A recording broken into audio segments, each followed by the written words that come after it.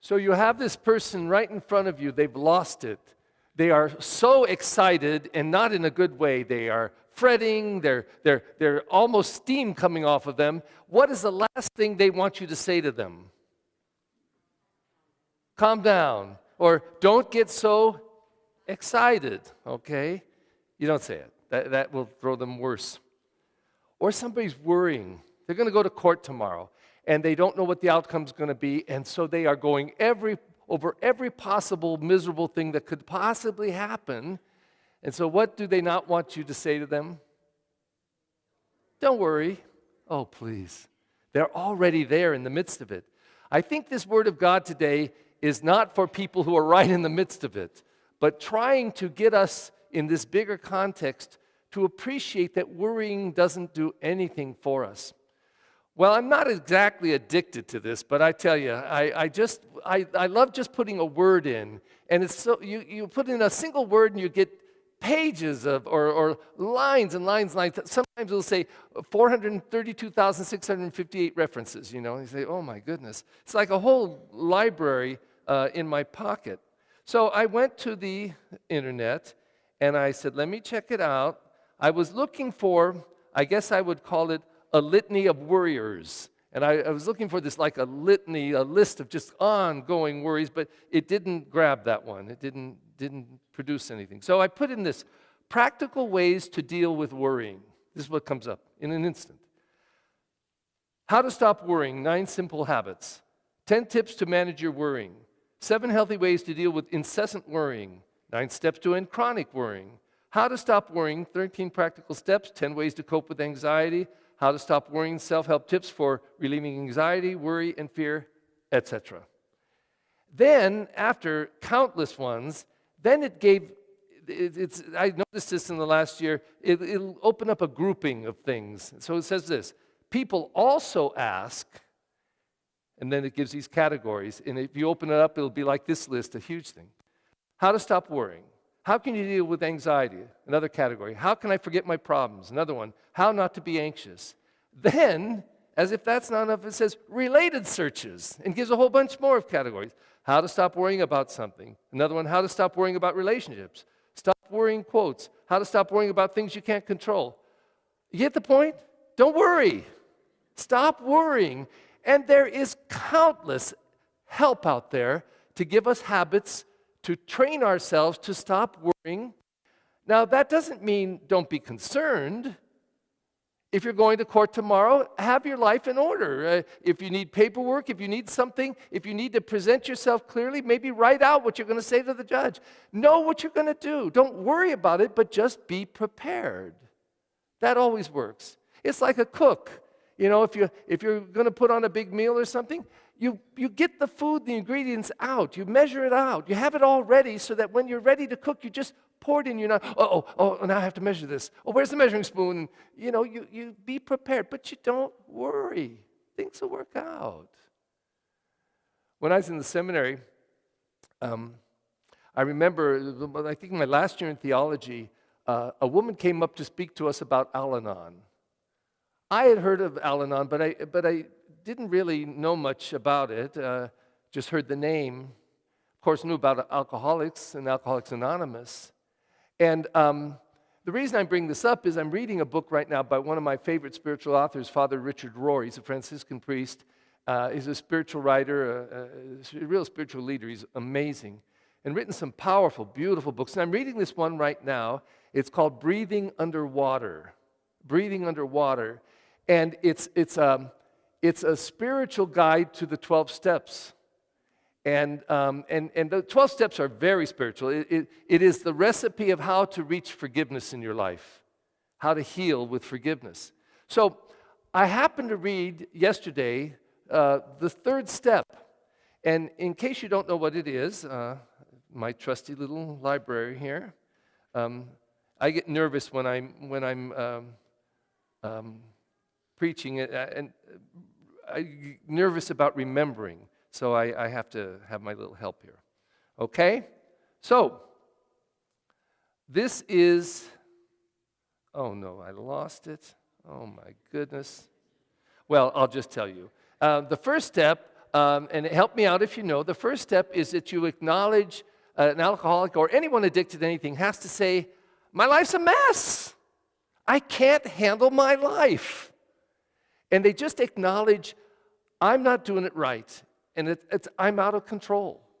If they really embrace that step and then they're ready to move to the next one, they acknowledge that there is a higher power, some may say God, but maybe not, a higher power that I can turn to that will help manage my life. And if I really embrace that spiritual step, the third one is this. Now I make a decision. I make a decision. This is more than just awareness. A decision to hand my life over to a God who cares for me, who will care for me. I place my worries, my struggles, my problems in the care of this God.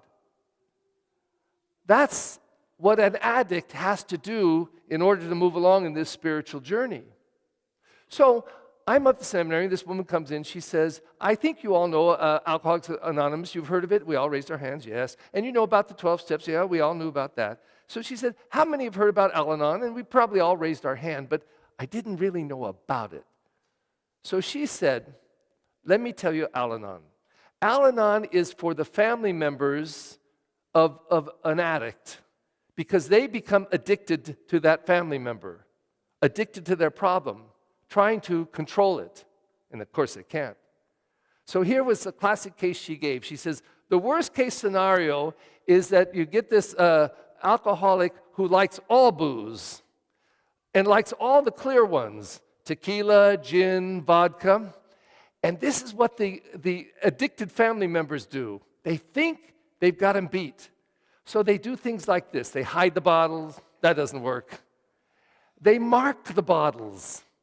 So they get this gin, vodka, or tequila bottle, and they put a tiny, tiny little mark that no one can see, but the addict can see it very well. They mark it, and then this is what the alcoholic does. Drinks it all, then fills it with water. So the addicted, Al-Anon addicted family members saying, oh, gosh, he's not drinking, but he looks like he's drinking, or she. They look like they're drinking. I mean, they're behaving like they usually do when they drink, but I've seen the bottles. They're all full where I marked them. Until one day they open up and say, OMG. It's water. Curses. Well, she then said, this is what happens. The family members, so frustrated by the addiction, they get addicted to trying to control it, and they go crazier than the drinker.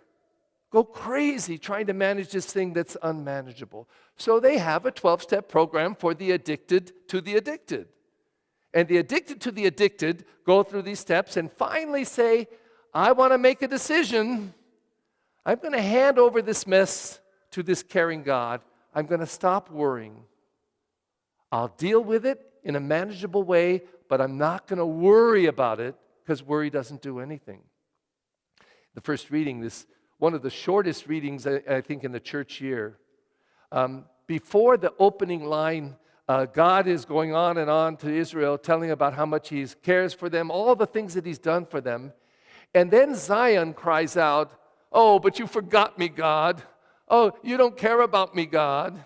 And God cuts him right off, cuts Zion off and says this, can a mother forget her own infant?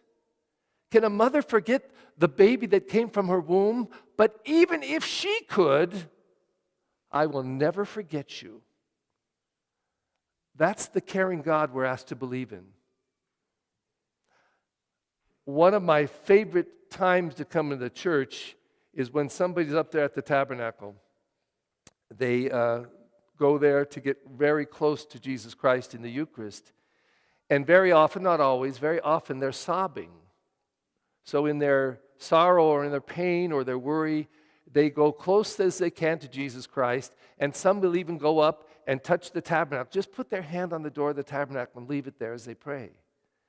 Because they are doing what they can in their effort to hand over their cares to Jesus Christ, to let it go, and to believe that this caring person, Jesus Christ, who has been such a spiritual guide, will lead them through their worry and their pain and release them and free them, and they'll get through it.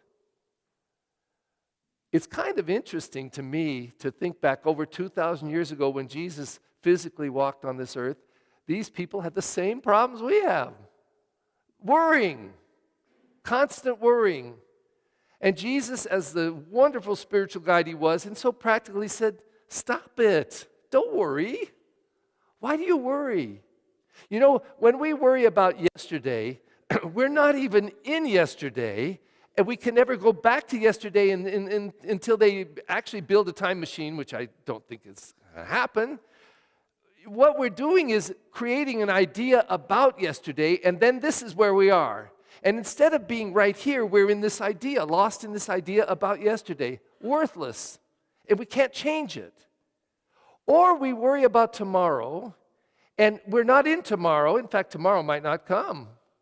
So we're in this idea about tomorrow. The idea may not even look anything like what tomorrow will look like, and we get all fussy about this, and we waste all this time instead of being in the moment. And being in the moment would maybe be make a decision about tomorrow, about handing over tomorrow to God and saying, God, whatever is going to happen is going to happen. I know I don't have control, maybe some influence, but I know this, to worry about it won't do anything. It won't do anything. I think that we are very much like the people of Jesus' time with a big, big exception. One of it is all of the craziness, the pressure, the rushing around. When I went back to Kansas many years ago as a teenager, I was visiting my family, and one of my cousins, a family of 9 kids, he says, hey, Cousin Perry, and talk like Kansas people, Cousin Perry, can I go out to California with you? I'd like to see California. You've never been out of the state, I don't think. So I said, sure, Wayne, come on.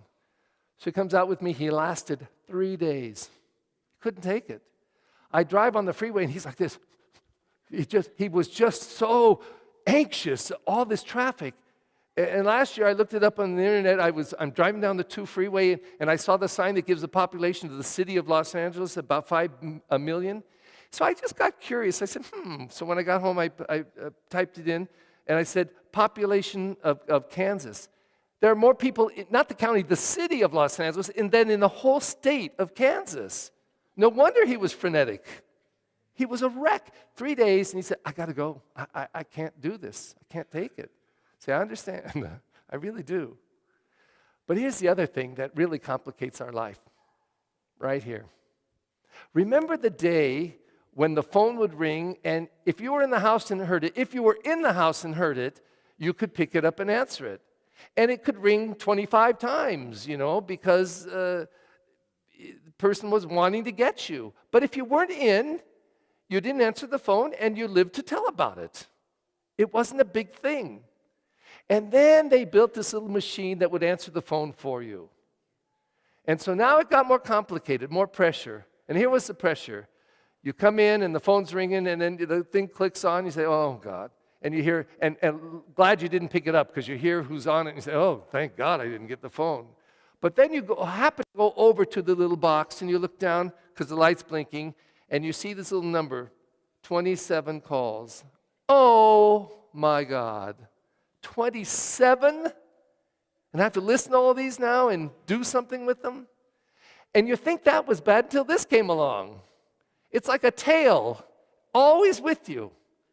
Any time of day or night, this thing can go off.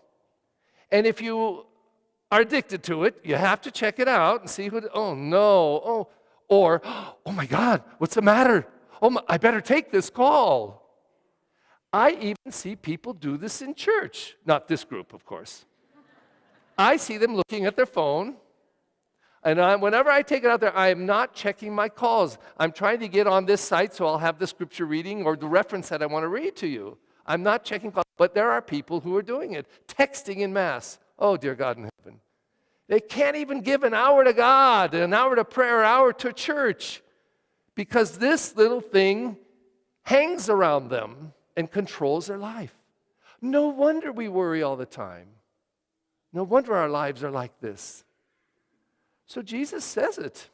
He says, don't worry. Tell me this. What will worrying do to change tomorrow? Nothing. But I love how this gospel ends today. He says, don't worry about tomorrow. Tomorrow will take care of itself. And then he says this line. Besides, he says, today has enough evil of its own. There's enough problem in today. Why would we worry about it and double and triple it? Why would we go there to the place of worry and take the problems that are already going to come to us and multiply them? Does it make any sense at all? Not really. And yet we do it. So Jesus says it, he couldn't say it simpler. Don't worry. In place of worry, find your trust.